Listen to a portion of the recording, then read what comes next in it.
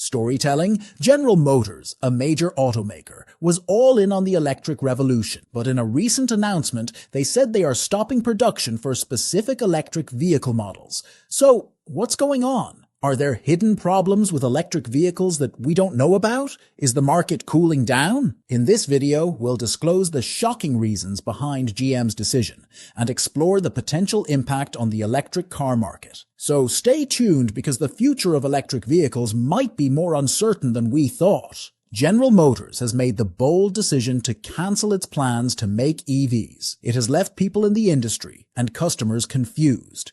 A lot of people are talking about the move and wondering what the company will do next under CEO Mary Barra's direction. Her decisions are now being closely watched. Fans of electric vehicles may point to the market's impressive growth rates, but the truth is that the sector has faced many problems along the way. Many of the early leaders in the EV race are now facing problems that have made them rethink their plans.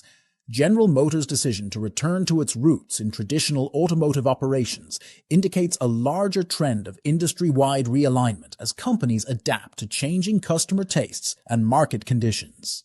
It will be an enormous challenge for Mary Barra to guide General Motors through this difficult terrain. Her leadership will be scrutinized as stakeholders eagerly await the company's adaptation to the ever-changing automotive landscape.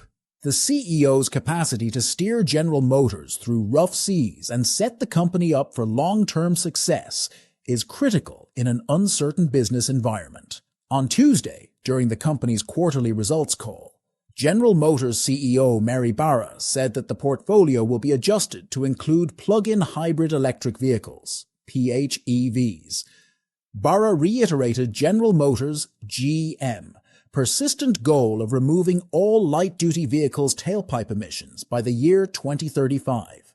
While the government invests in charging infrastructure expansion, the business intends to offer plug-in hybrid technology in certain segments to offer environmental advantages. According to Barra, "Let me be clear. GM remains committed to eliminating tailpipe emissions from our light-duty vehicles by 2035, but in the interim, deploying plug-in technology in strategic segments will deliver some of the environmental benefits of EVs as the nation continues to build this charging infrastructure." Barra opted not to share any details on this issue on the call, thus we do not know which vehicles will have hybrid models.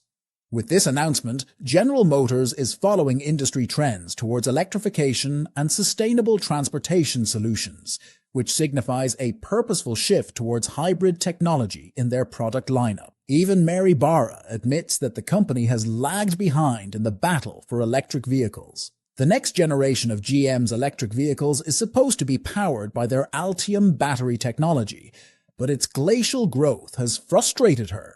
Even though everyone knows this, General Motors has been slow to show off its electric vehicle capabilities, which is worrisome for a corporation that wants to compete with Tesla and Toyota. The situation is made worse by the fact that General Motors' self-driving company, Cruise, is having a hard time. Cruise has gone from being the company's future mobility ace to its worst nightmare. Tragically, a GM autonomous car struck and dragged a man for 20 feet, inflicting serious injuries and leading to widespread public indignation.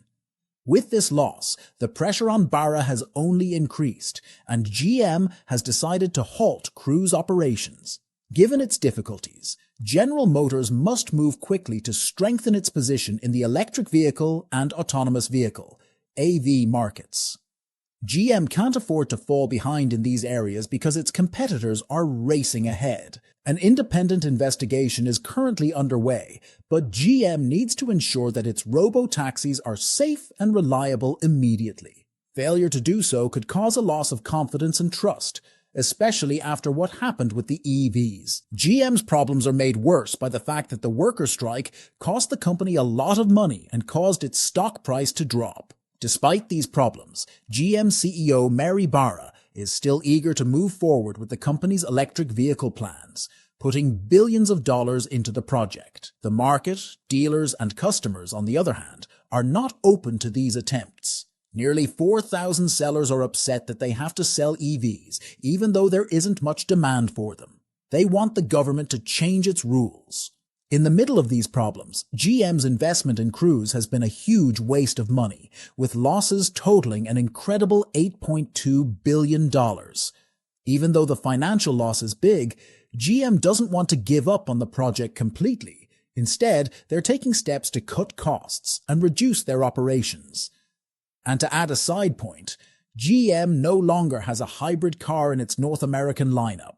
This is different from its previous model, the Chevrolet Volt, which had both gasoline and battery-powered drivetrains. Even though it was very popular, the plug-in hybrid electric vehicle, PHEV, was taken off the market in 2019. It showed that GM was moving towards fully electric cars. However, GM has kept selling hybrid cars in China.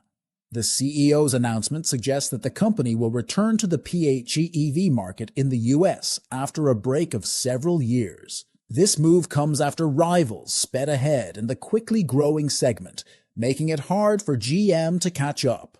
The market clearly shows that people are interested in hybrids again.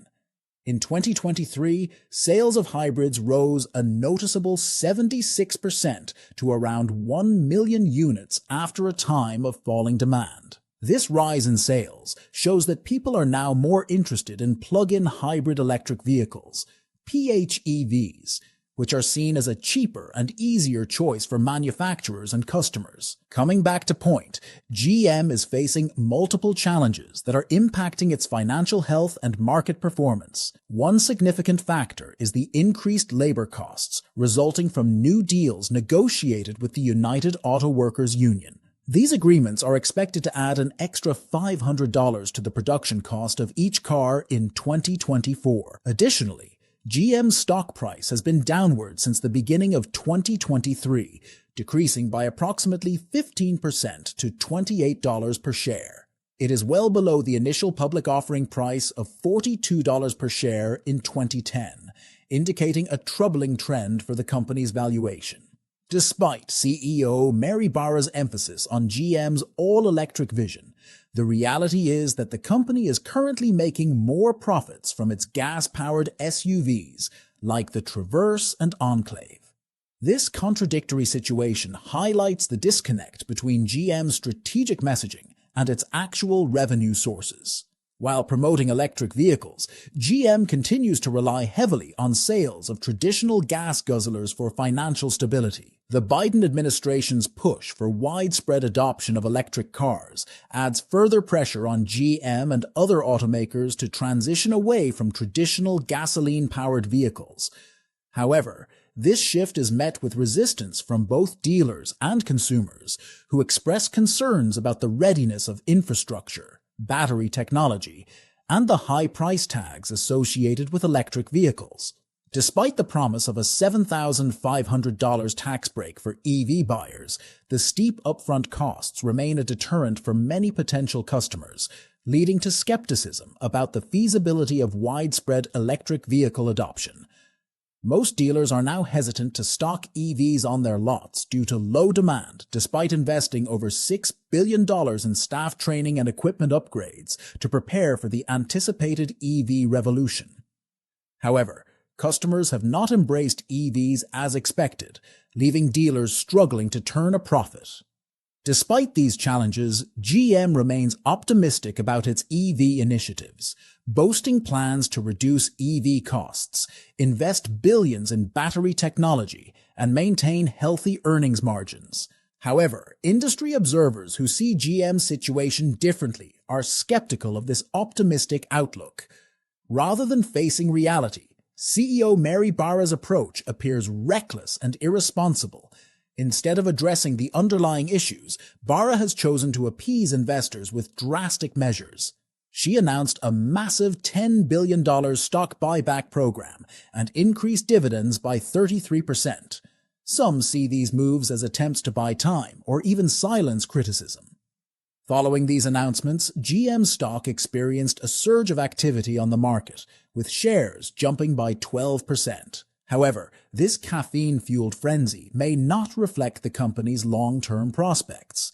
Despite short-term gains, GM's fundamental challenges, including sluggish EV sales and dealer dissatisfaction, remain unresolved.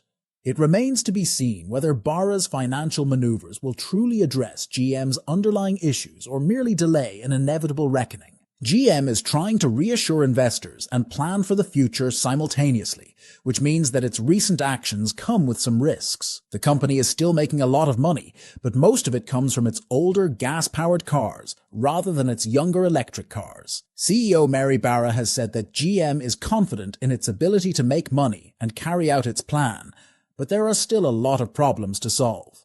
GM's operations have been hampered by problems with their robo-taxi business and labor contract costs of about $575 per car. There are concerns about how these factors will affect GM's future, especially their efforts to promote electric vehicles. Barra is still positive and says they want to fix problems with battery production and vehicle production by the middle of 2024. They also want to grow EV production and make more money. However, there are still worries about how long their strategy will work, especially since they give a lot of cash to owners. Barra is confident that GM will be able to solve problems and promote the use of electric vehicles. But things aren't always perfect in real life. For example, EV battery cell assembly problems still happen. Barra's steadfast trust in GM's future is very different from the company's present problems and the challenges it faces in the industry. People are confused by GM's financial strategy, which tries to keep shareholders happy even though the market is unstable. Barra's plan to increase the number of EVs made by 2024 doesn't seem to match how the market feels or how frustrated dealers are. Even though things are going badly, GM is still committed to its big goal of being carbon neutral by 2040, which is becoming more difficult to reach now. So, what do you think about GM and Mary Barra's decisions? Do let us know in the comments section below, and don't forget to subscribe to the channel.